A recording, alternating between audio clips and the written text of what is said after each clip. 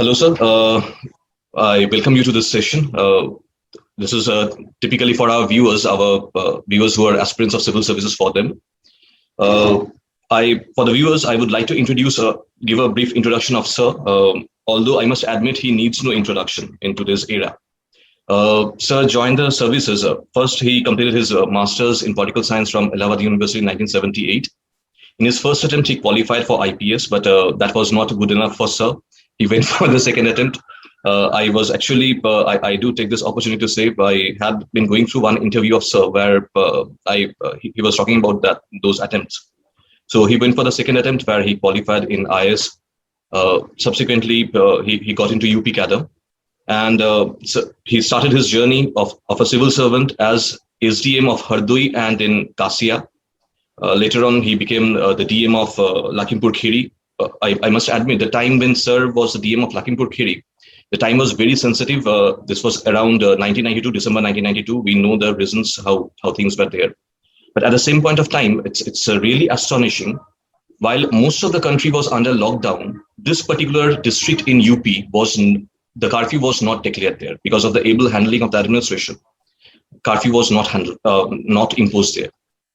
Subsequently, Sir had a long tenure. The journey that we aspire for, the journey that we all aspire for, to join the civil service and then subsequently become a policymaker. Sir completed the whole cycle. Number of schemes today which we know of, which we study about, these schemes and these policies, they have been brainchild of Sir. I would like to mention about the pickup, the Pradeshia Industrial Investment Wing of Uttar Pradesh, the Industrial Investment Corporation of Uttar Pradesh.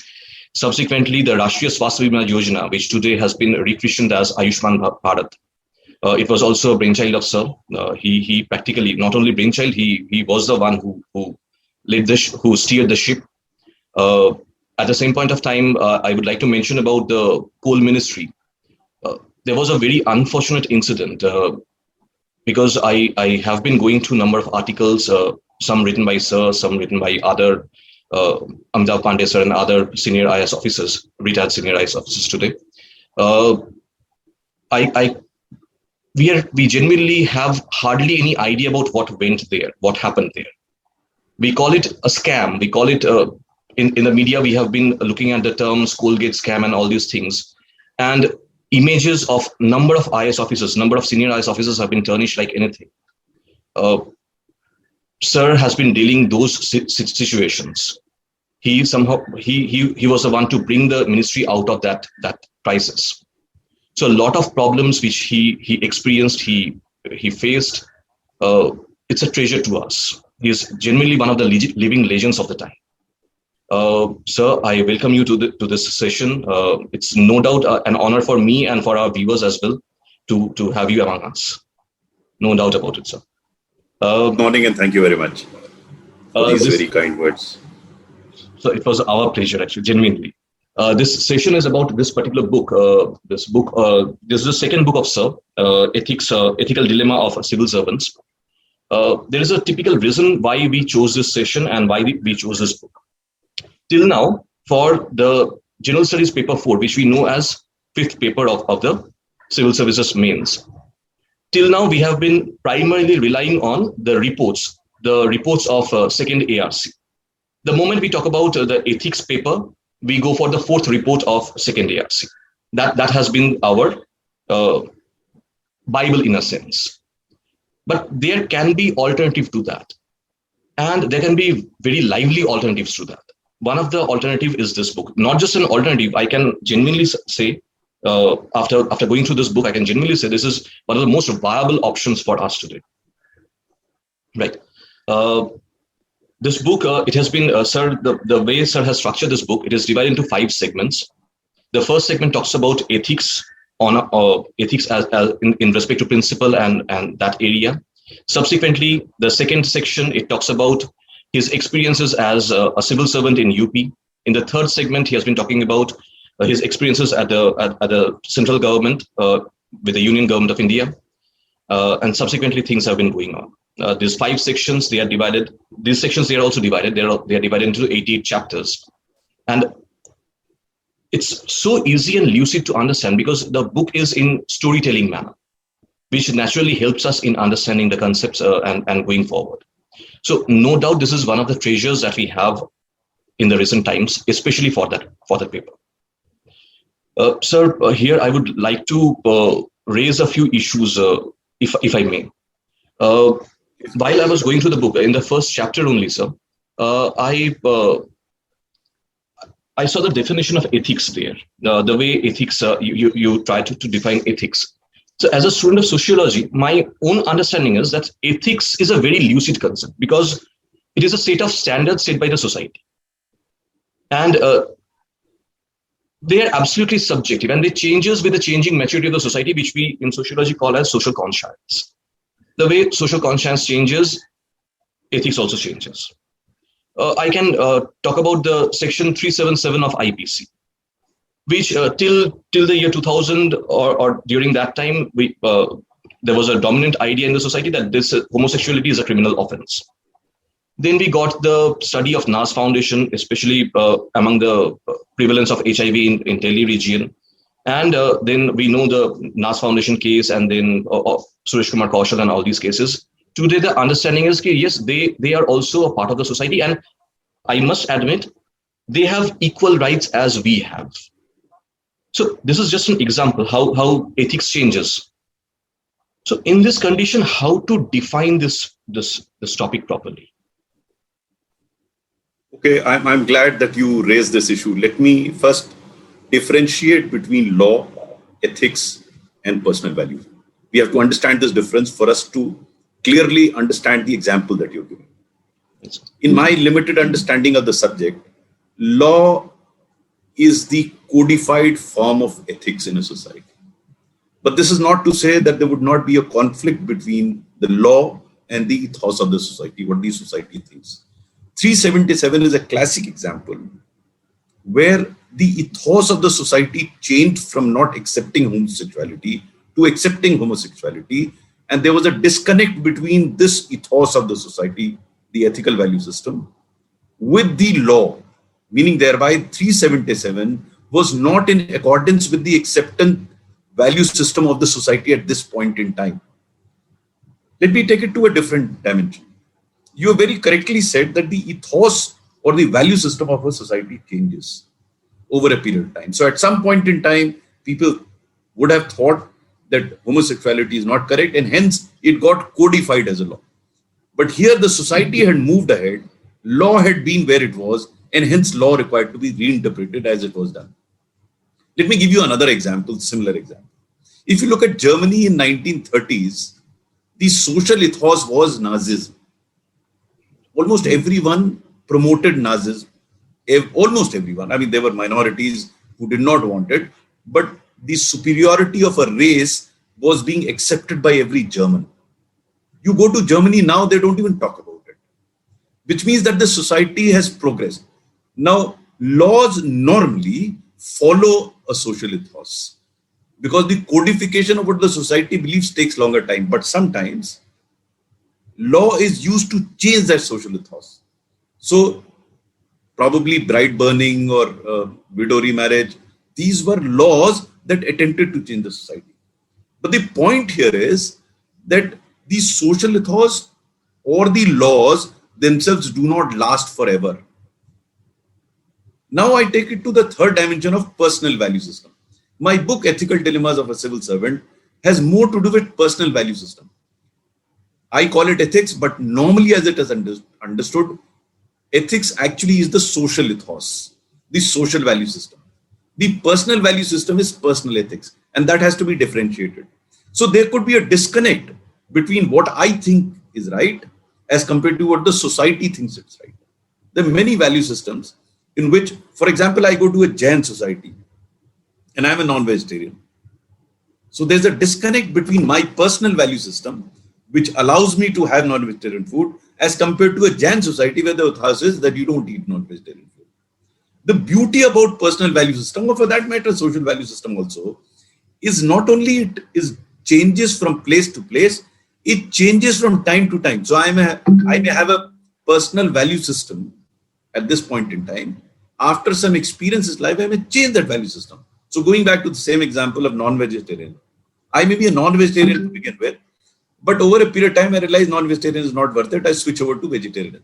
So my personal value system is undergoing a change. So in my book, since you've read it, you will realize that I am not saying that what I did was right. What I am saying is I did what I thought at that point in time was right. In fact, at the end of each chapter of my book, I question my decision. And maybe if I were to take those decisions today, I would not do what I did then. I would think twice before doing it. At that point in time, I did what I thought was correct. But as I began my career, there was a dilemma in my mind about what to do and what not to do. This dilemma actually ceases in your mind once you start having clarity of thought. So as I went up the ladder and I spent more time as a civil servant, that dilemma ceased to exist in my mind. Objectively, there was this dilemma, whether this to be done or that to be done. But I was clear in my mind that I'll do this because I had now, by later in my career, been prepared for the consequences of what I did. So my bottom line is that the problem arises when there's a disconnect between what you think is right and what you actually do. So long as there is a connect between the two, you'll be able to be prepared for the consequence of what you're doing, and you'll lead a happier life as a professional. So my next question is going to be a little bit controversial. Let me ask the question and you'll realize. Traditionally, the quintessential civil servant, he is understood to be the one who remains in the background and does his or her job. Often we have seen the senior officers, the political executive, they do not like the larger than life image of the subordinate officers. But generally speaking, every individual, they like appreciation.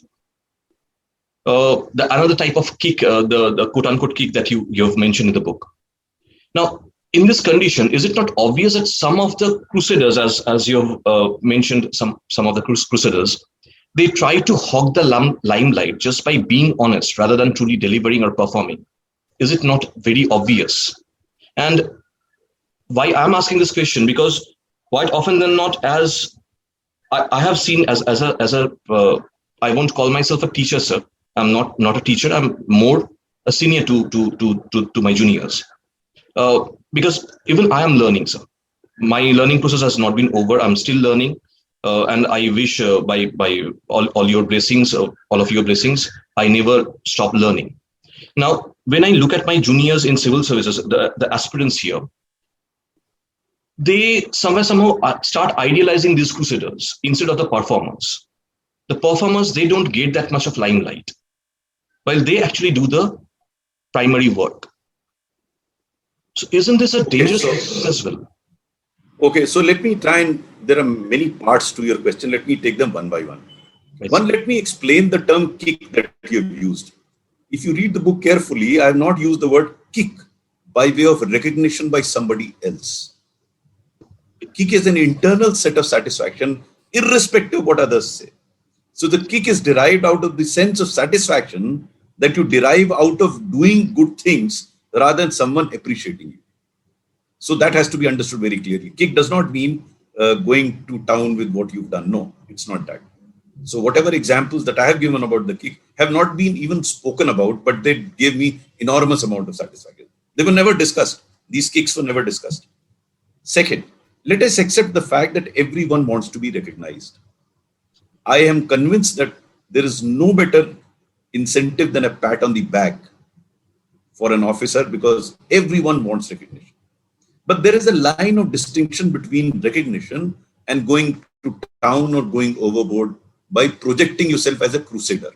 Now let us understand also the difference between a crusader and a person who does his job and gets recognized. A crusader will go out of the way to present himself in a particular manner. An efficient officer will never do that. He will do his job, he will get recognition. There is nothing harm in aspiring for recognition, but you should not project yourself as a crusader. There is a difference between the two. I know of officers who've done marvelous job, got recognition, but they were never crusaders. The other thing that I have against crusaders is that my understanding of history is that all revolutions led to dictatorship, barring a few exceptions. And as a civil servant, you must realize, and I say that in no uncertain terms, that if you want to be a revolutionary, pick up a jhadu and join a political party. But if you are a civil servant, you have to understand the limitation within which you work. So those limitations have to be clearly understood. Projecting yourself as a crusader can be and has been counterproductive for a number of officers. The third point you made was with regard to honesty only. You know, there are a large number of officers who believe that just by remaining honest, they are doing the job, and they use that as an attribute to project themselves, which is very, very unfortunate. Because I think honesty is necessary for a civil servant. There is absolutely no doubt that he has to be honest, but honesty alone is not enough. The civil servant is paid to perform. The common man obviously expects you to be honest, but he also expects you to deliver on the ground. Now, the problem with some of these so-called honest officers is that they may be honest, but they think the rest of the world is dishonest, which is most unfortunate. You cannot get work done out of others if you don't trust them. To me, trust is extremely, extremely critical to deliver on the ground. And the assumption that only you are honest on this earth is absolutely incorrect. My experience 38 years tells me there are a large number of officers who are honest as well as efficient. So it is not necessary for an honest officer to be inefficient. And I see some of us only being honest. They are inefficient because they think that if they do anything, it would be wrong and dishonest. So we must understand these finer points difference between when we call them crusader or only honest or efficient, because the kick that I'm talking about is not merely for being an honest. Honest is in any case you have to be. The kick you get out of doing something on the ground, and you can't do that if you're inefficient. So you have to be honest and you have also to be efficient. That's what my book says. My next question is exactly in this line, sir. It's more about that when we look at the overall scenario. I would genuinely like to, with your permission, I would like to raise the issue of Sir H.C. Gupta. H.C. Gupta, sir. Sorry? I would, with your permission, I would like to raise the issue of H.C. Gupta, sir. Okay. I'm quoting from a writing of Amitabh Pandey, sir. He says, in fact, you have also quoted this line of Amitabh Pandey, sir, where he says that he's not just another retired civil servant, but an icon who represents the gold standards of rectitude and probity in public service. Now, when an aspirant, he looks at what is happening to our ideals. Not only an aspirant, even those officers who have just joined the services, because, sir, let me be very honest, things resonate. When something happens to the idols, things resonate down the order. It demoralizes people a lot. How to uplift one's own moral. And at the same point of time, I would also like to know, this is the second part of the question, sir. I would like to know how you handle the ministry after this, because those officers who have been performing previously, who have been doing fine work, they all were hauled up. And after that, recharging that team once again to perform, it must have been a Herculean task. An officer who's joining today, maybe at the level of SDM or the junior levels, even they quite often are not faces these kind of scenarios. How they are supposed to recharge their team, how they are supposed to instill the confidence in their team. We all live in an imperfect world. It's not a perfect world. That everything good will be recognized, everything bad will be condemned. We live in an imperfect world. But if we look at cases where good people have been humiliated, good people have been not been given the recognition they deserve, then we will feel depressed. But if you look at people who are good, efficient, and were recognized also, then we will not be so depressed. So the case of Mr. Harish Gupta is a very interesting case. He got caught in political crossfire. And once he got caught in political crossfire, even an honest man like him found it difficult to come out of it. But to me, it is one of the many cases There are other cases where officers have done very well for themselves. It's not that Harish Gupta's case is the only case in civil service. Unfortunately, we look at that. It was very unfortunate because I know that case from very close quarters. For basically no fault of his, he was being hauled up. But my suggestion to young officers and aspirants is that look at cases of Mr. Julius Ribeiro. Look at case of Mr. T.N. Sechan. These were people who led an honest life, succeeded in their lives. Yes, Mr. Harish Gupta's case was such where he got penalized for no fault of his. Now, secondly, you asked me the question of what did I do after the scams came out.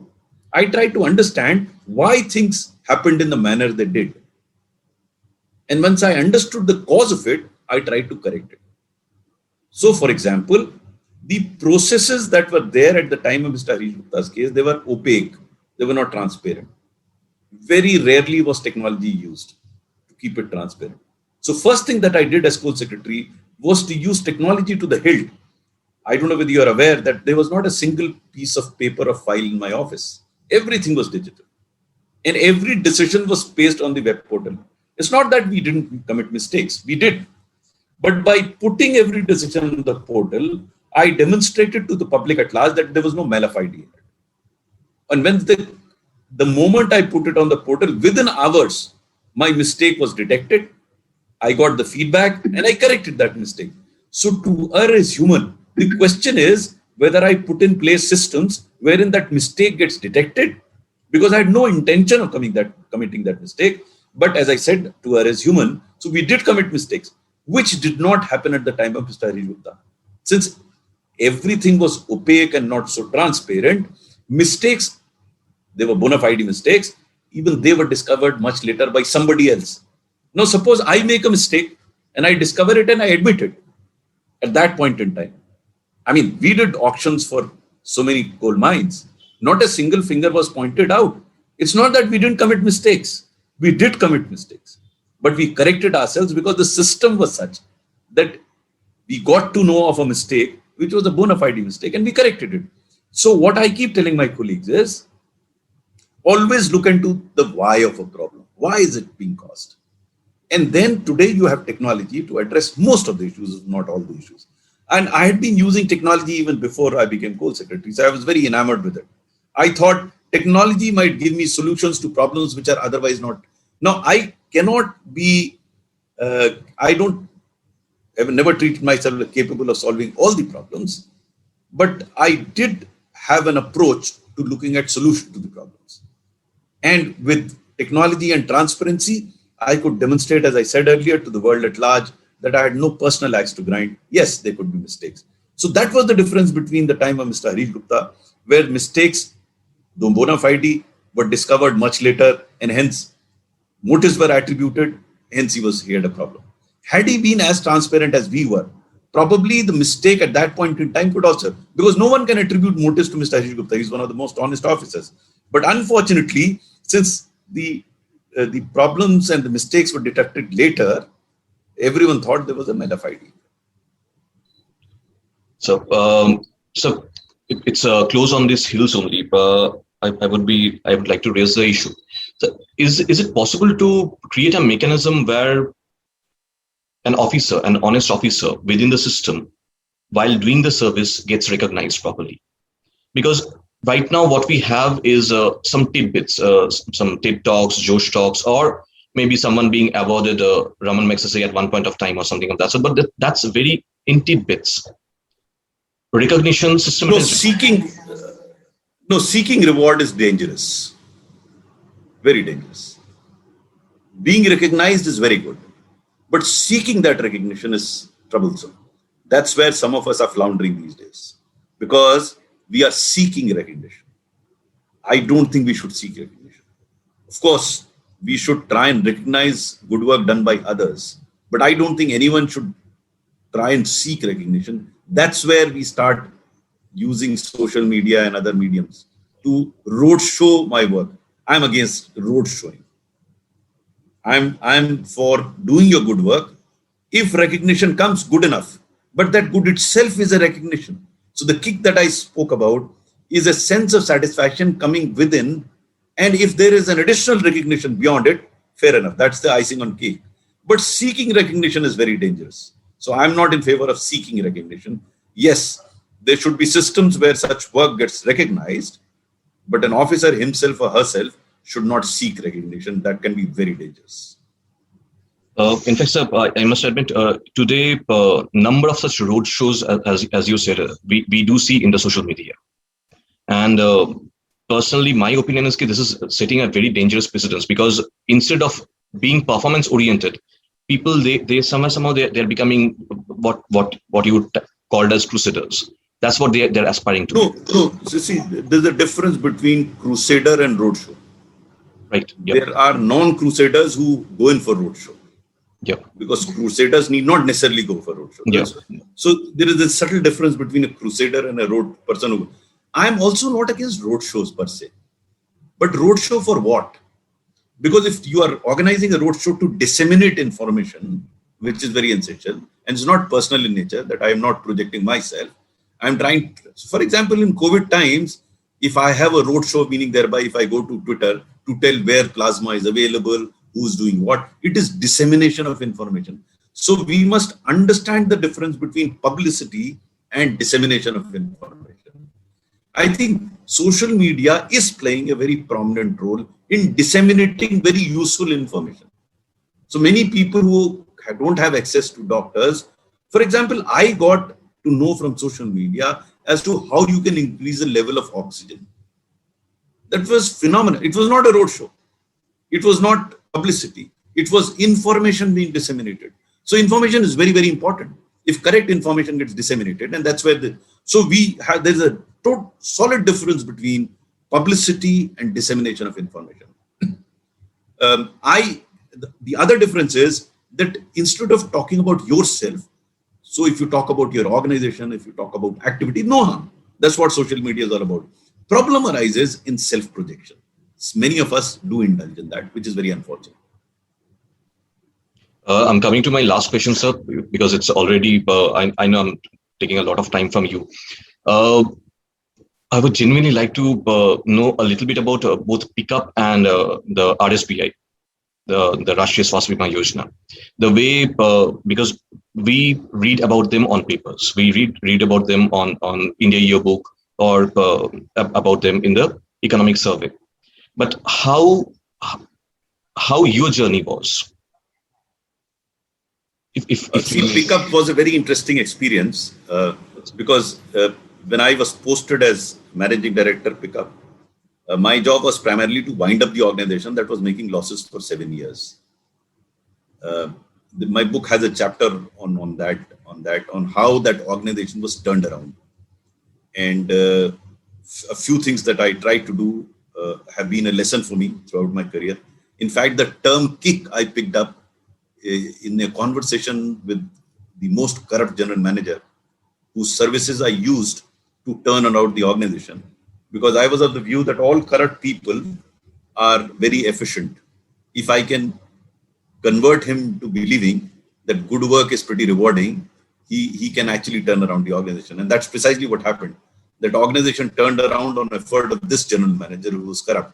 Of course, once he tasted honest success, then he never went back to his corrupt ways. He enjoyed the success. He got that kick. That's the term he uses. He tells me while narrating to me, when I asked him, after I was transferred out and after the organization was turned around, and I asked him, everyone is appreciative of you. What made you change your mind and your heart?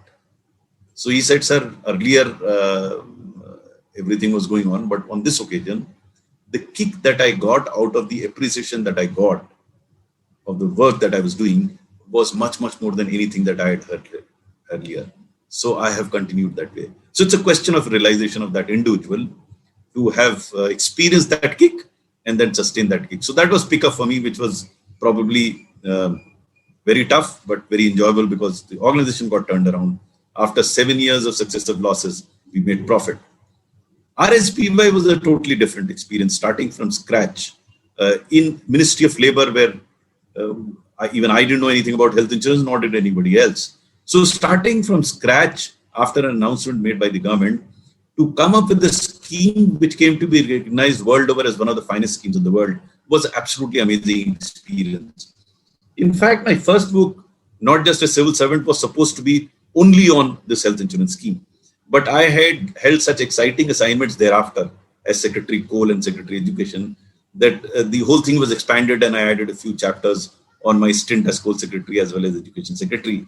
But RSPY was absolutely out of this world, because very rarely does a civil servant get an opportunity to visualize, conceptualize, articulate, implement, and evaluate a scheme, which I did while doing RSPY. So it was quite an amazing experience. In fact, that's the reason why what you lived through is practically one of the dreams that we all harbored at one point of time, and the aspirants today they harbor. So here I would like to take the opportunity to compare the book, this Ethical Dilemmas of a Civil Servant, with the syllabus of ethics, with your permission. As my reading goes, the way we have seen this paper is it includes questions to test the candidate's attitude and approach to issues relating to integrity, probity in public life, and his problem-solving approach. For the viewers, this book, numerous examples you'll be having from here, which you can also use as case studies. Simultaneously, the first section in the syllabus that is given to us, Ethics and Human Interface, which talks about essence, determinants, and consequences of ethics in human action, dimensions of ethics, ethics in private and public relationship. Fascinating stories and examples in that way, which can at ease be quoted as case studies in the answers, which we can easily do. Simultaneously, the section for attitude, in the syllabus only, UPSC talks about a section on attitude, which talks about the content, structure, and function, its influence and relations with thought and behavior, moral and political attitude, social influence and persuasion. Till this day, we hardly had any material on this. For the first time, at least I laid my hand on something which is talking about these areas. Not only this, simultaneously I'll be talking about aptitude and the foundational values of civil service: integrity, impartiality, non-partisanship, objectivity, dedication to public service, empathy, tolerance, and compassion, as it gets elaborated by UPSC. We should, in my opinion, this is one of the must reads now. I hope Sir comes out with more such gems for us, for the aspirants of civil services. Sir, if you allow, may I make a request here, sir? If you allow, I would like to organize a live session with my students, if obviously according to your comfortability. Somewhere later, some days later on, if we can organize something of that. Absolutely. Absolutely. It will be a pleasure. Please go ahead and organize. Thank you, sir. We have been taking a lot of time of you, sir. I've actually consumed 30 minutes from you, sir. Thank you. Thank you. Really, thank you, sir. Thank you. God bless you. Take care.